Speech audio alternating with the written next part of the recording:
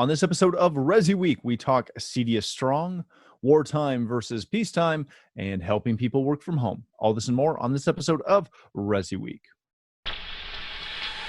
The network for the AV industry. What are you listening to? This is AV. This is AVNation. This is AVNation. This is ResiWeek, episode 219, War and Peace. Support for AVNation is brought to you by Chief, the global leader in commercial AV mounting solutions. Hey, welcome to ResiWeek. This is your weekly roundup of all the latest news and stories for the residential AV industry. I'm your host, Matt D. Scott for AVNation.tv. And today I'm pleased to be joined by two of my good friends. We've got Mark Corbin. He is the president of Vanco. How are you, sir? I'm doing great. Thank you for having me. Thank you so much for being here. And then we have Ian Bryant. He is the Vice President of Technology, Applications, and Workforce over at CEDIA. How are you, sir? I'm doing well. Thanks for having me back. Hey, thank you, gentlemen, both for being here in the midst of our work from home quarantine. And as you can imagine, that will be somewhat the highlight of today's show to some degree. We're going to talk about a couple of things.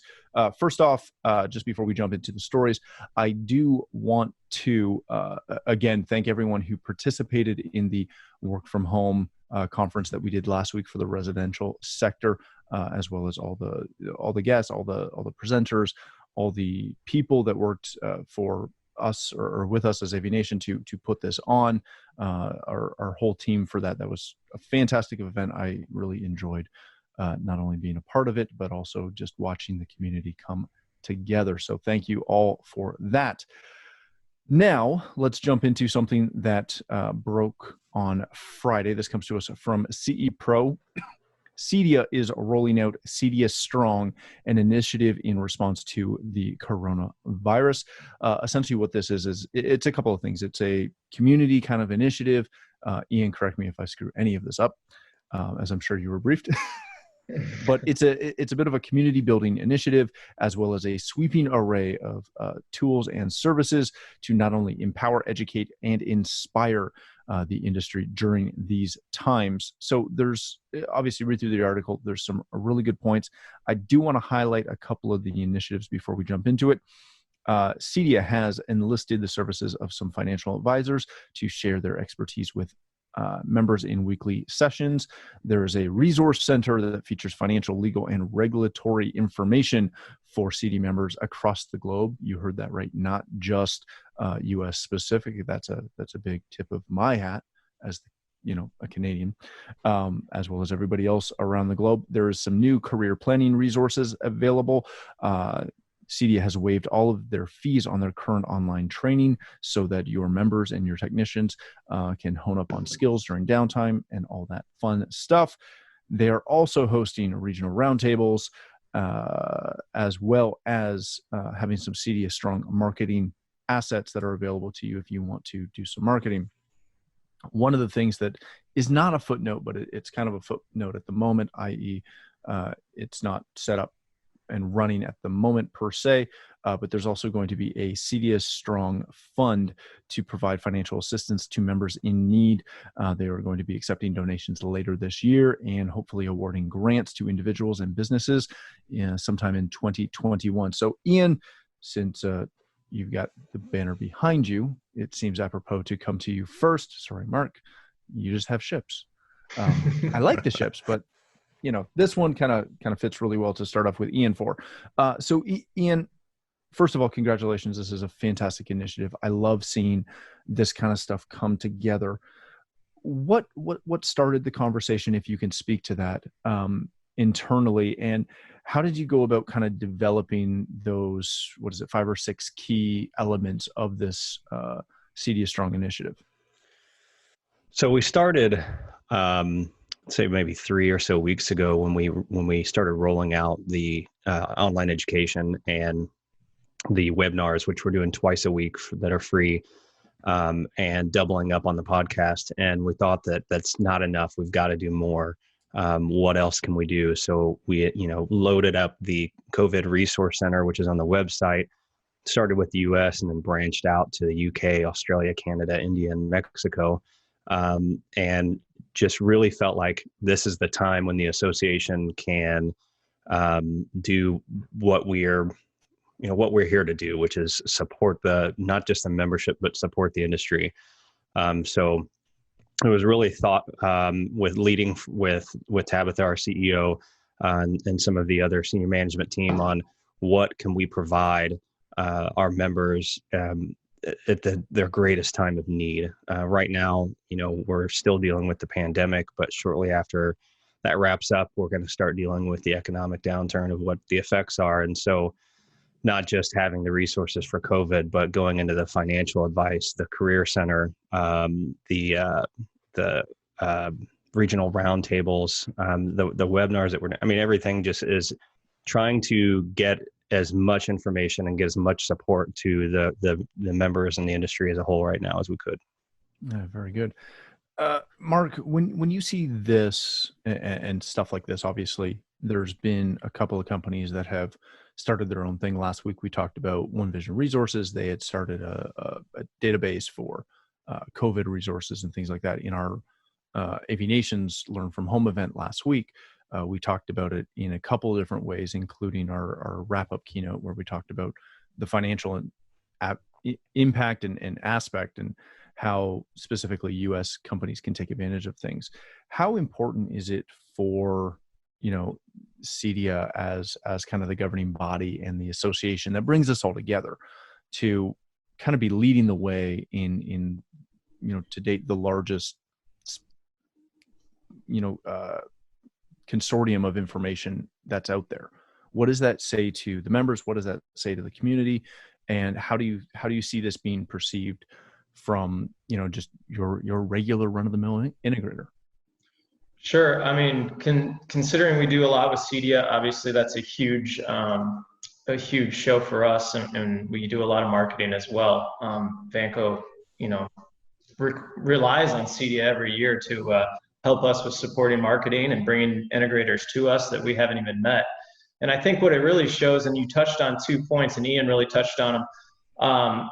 The training, the fact that the training the fees are being waived. I think, Matt, we've talked multiple times before even on how big training can be, and it can even be a form of selling. So at the same time, when you're waiving fees for training and learning equipment that usually requires some kind of cost up front, or even a lot more time than usual, you have those abilities. So opening up that training is absolutely huge, and I think it shows to every single member that they do care, and it's important. It's extremely important to keep people up to date and advised on what's going on. The other key thing I thought that was really unique in what they're doing is the marketing aspect. This is a time that marketing is really important, right? And it has to be extremely strategic, especially even for us. You can't send out too much, but you can't send out, too little. And there's a fine line in between. And I think being able to have a source to help them with marketing, integrators, and so forth, marketing is huge. It gives them the ability to, it's during a downtime, but can I get myself out there? Can I get myself out there to other people maybe we've even done business with, and can they help us market to them? I think it's great. I think it's a great initiative, and it shows a lot of dedication to any member and any vendor too. Absolutely. Yeah, that's a very good point. All right, gentlemen, let's move on to our next story of the day. I kind of had a follow-up question from what you were talking about there, Mark, but I'm going to tag it into this one. So you might get a twofer. We'll see. All right. This comes to us from Residential Systems and our good friend Henry Clifford. Business during the coronavirus. Peacetime or wartime, changing your business practices to suit the situation that we're in. As Henry goes through this article, he's touching on kind of the difference between there being peacetime CEOs and wartime CEOs, and saying that, today we're in a period of war, but there's a lot of people that are still running their businesses and things like that, as if this isn't going on, that this is there, but it's just another, it's the 4th of July sale or something like that, which is kind of something you touched on there for a second, Mark. In this article, Henry talks about how there's a lot of changes that they're doing internally in their business, and they took their typical Wednesday meeting that's normally just a leadership meeting with a specific agenda, and changed that today, and he's talking about last week, and made this a meeting about budget cuts, the plan for how they're going to kind of attack this head on, et cetera. Mark, when you see this, he touches on some really good things as far as, suspending any paid travel, any paid tools, demo items, printing, like all these things that, are easy. They're easy to think about. He also talks about pay raises and new hires, that they're not going to do that, but that they're also going to keep a watch on their utilities and their courier and freight expenses. This is one of those things where the first 2 weeks of this, I would kind of argue, it was kind of easy to run this as business as usual, right? There's some changes. Yeah, people are at home. Right. Ian got himself a cool banner. There are things like that that are not that big of a deal. If you're watching this, or sorry, just listening to this and not watching this, Ian has a fantastic white big step and repeat with the CEDIA logo. It's wonderful. Now I also can't be a little odd and be curious about what he has on his bookshelf because he's got the banner. But I digress. Mark, when you see this and look at these cuts, we'd like to think that all of us as business owners are really good at maintaining a solid bottom line, right? That we're looking at these situations normally. We're watching travel expenses, all those things, so that they don't get out of hand. In this, to paraphrase Henry, in this period of war where we're fighting this issue that is affecting our business, are these the cuts that are really, really hard to make, or is this just a slightly exaggerated view of normalcy? Yeah, I think it's extremely hard because there's multiple layers to this, right? You don't know exactly when it's going to end. You don't know how long it's going to affect, per se, your category and specific categories you're in. You might be in a security category that allows you to keep business rolling a little better, and you might be in, a more home theater system integration, and it's going to be a little bit different. So there's so many layers, and yes, it's extremely tough. I think any company is having to look and say, yeah, we have to make cutbacks. I think some of the biggest things up front is, to your point, when you speak of travel, those things stick out right away, but the small things that don't stick out is, even as simple as the ink we're using. You look at how much copying and believe it or not, you still fax every now and then, but even printing out for any kind of deck that you're going to deliver for any kind of presentation, even ink, you start realizing all the things that you needed to really save money on, and start realizing, wow, yeah, these are really important things. And when it comes to cutting, even if unfortunately sooner or later certain companies do have to cut staff, those things are so difficult to deal with, because again, when is this going to end, and will your volume ramp back up, and can the government keep us long enough afloat with these loans and so forth to try to help keep everything intact. But that's the difficult part. I mean, nothing is easy, and it's definitely not normal, and it's been a very challenging situation. We're constantly in meetings. And I think that's a good thing. When he talks about the peace and everything at the war, that's the good thing, is we're probably closer to every leadership and every employee than you've ever been in your life. And it's actually a good thing. And I think you really find out a lot about your company, a lot about your people, and a lot about how smart can we be. The most interesting thing to me was when this started hitting, it started hitting in China, and it started hitting in Taiwan. No, not Taiwan as much. Korea and some of these other countries, and as it spread, we were on the opposite side of things because we're manufacturers. So we're sitting there having war over there at that time. Well, now it was peaceful here. It's kind of a little bit opposite now. Now we're more on the volume side, and the sales, U.S. and Canada and those states are much lower now. And now you got China and everyone opening back up. So it's been a really interesting transition, and I just hope we can almost follow that same transition that other countries have, because we really look at it in 6 to 8 weeks, hopefully things can get back to ramped up to normal.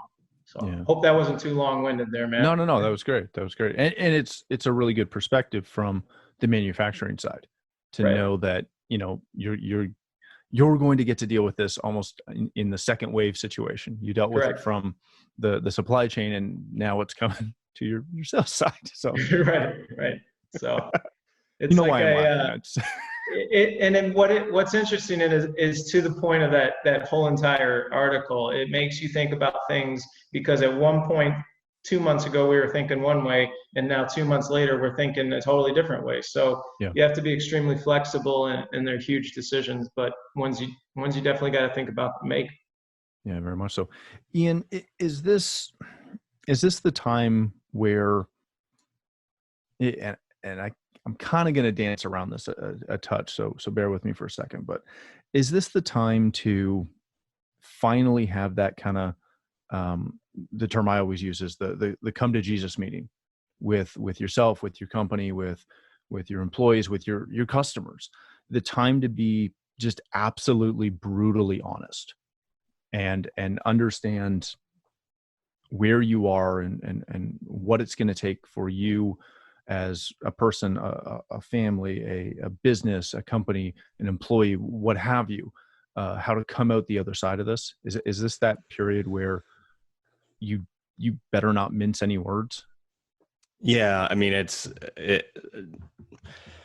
transparency with your staff and with your customers is key. I think that's one of the big ones. And then also, right, being realistic with yourself if you're that leader.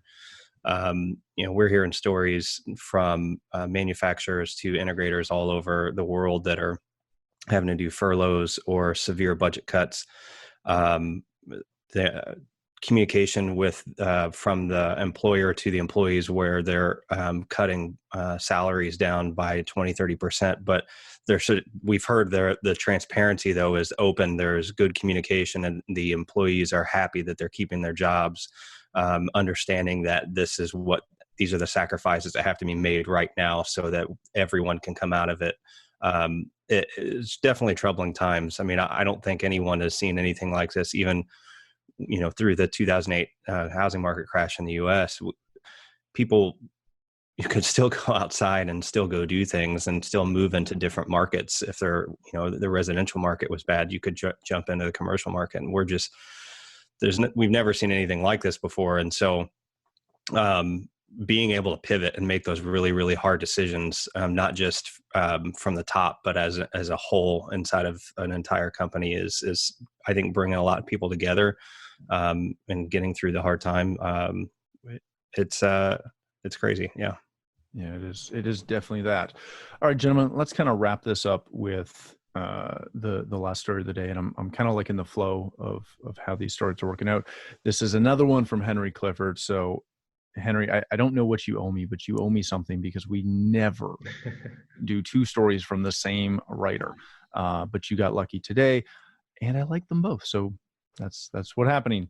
Coronavirus 2020. This comes to us from a Residential Tech Today, helping the world work from home. Again, this is our friend Henry writing about kind of their company's journey through this quarantine and social distancing, and how their company Livewire in Richmond, Virginia, is not only deemed essential, as all of us are, and thanks to CEDIA for helping make that kind of happen, but essentially how his company is dealing with this, that they are doing things like helping to manage their customers' networks at home, because of course, as we all know, everybody's at home, and all of a sudden you realize that your ISP router just doesn't cut it when you've got multiple Zoom meetings or what have you, and your kids are playing whatever kids play online these days. Yeah, that sounded really old for me. Notwithstanding, they're also providing remote sales and servicing of smart home systems, things such as that. They've got ongoing 24/7 remote support of those things, as well as he talks about some online meeting best practices. I'm going to come back and start with you on this one. I love and hate this article. And let me preface it with this. This is something that I've seen come up a bunch the last 3-4 weeks.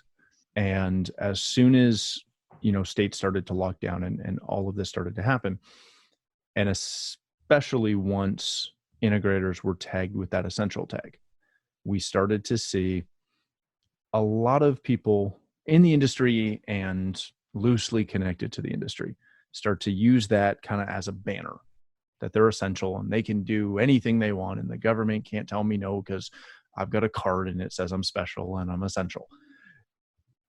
Going into somebody's home is, especially right now, is a very interesting thing.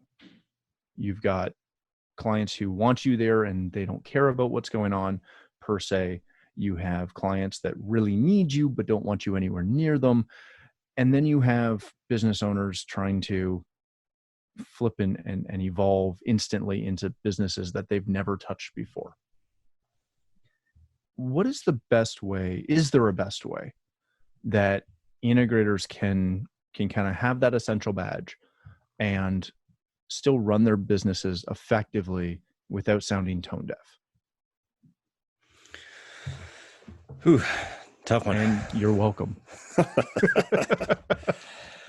I've been thinking a lot about what integrators are trying to do through everything. We've got a couple weekly conference calls with volunteers, CEDIA volunteers that are throughout the industry and throughout the world, and trying to hear where they're at.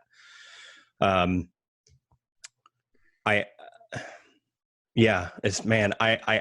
don't think people should take, this is obviously not only broken down by country, but by state, depending on what you're able to do and where you're able to go. I think a lot of it, be respectful to your clients.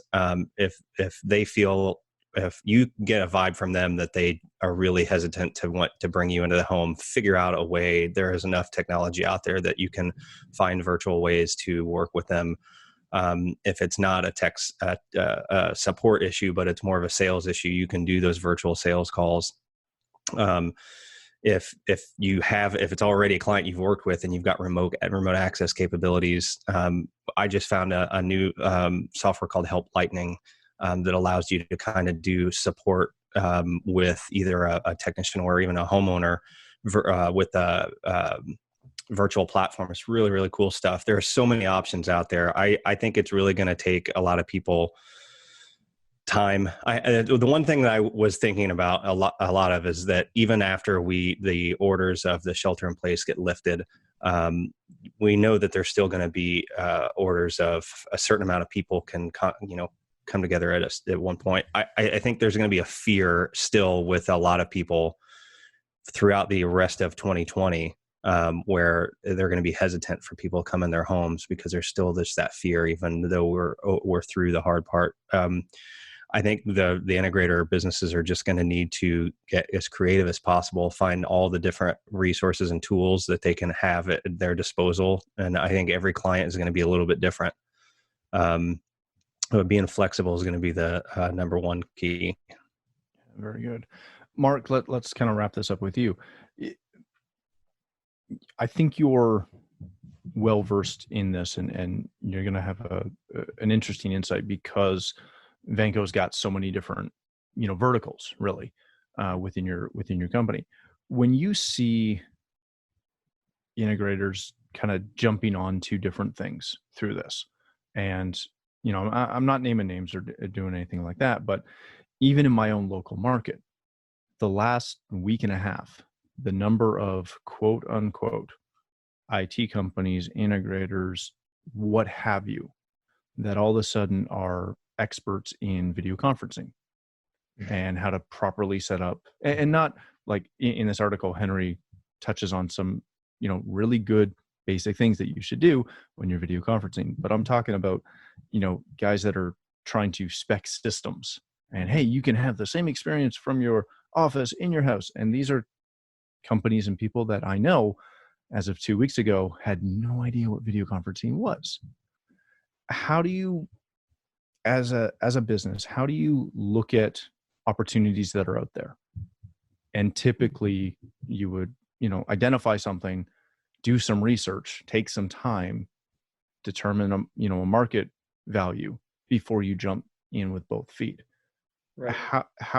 What would you recommend to companies that are, grasping politely at straws to find some new avenue to jump into because it's something that right now they can do and potentially make some money at? Sure. I mean, a lot of it goes back to, first of all, training. I know every vendor or every company out there is doing training, so people got to jump on trainings immediately. But I think the biggest thing is, even in the article, it states remote access is huge. Okay, if you are capable of getting a reoccurring revenue every month because you're capable of monitoring a system, whether it be my products, right, through our IP, and someone's TV crashed, if you're capable of going in there, rebooting everything remotely, giving them that service, then you're not going to run into those issues of social distancing and so forth. So my recommendation is, I mean, we're doing it as a manufacturer.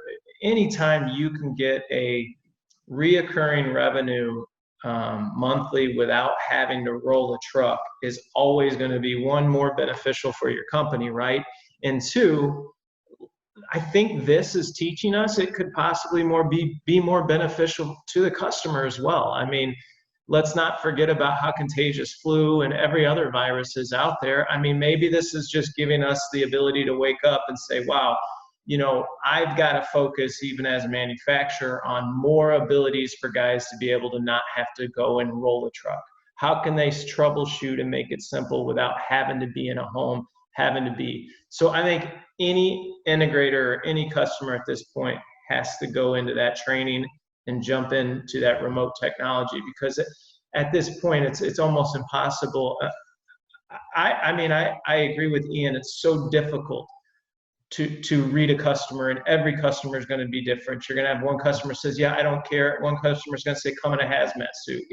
It's totally different, and everyone feels differently. And that's what this world's about. So I think if the customer wants to figure out what is the median, what is the answer in between, it is remote servicing. I mean, it has to be.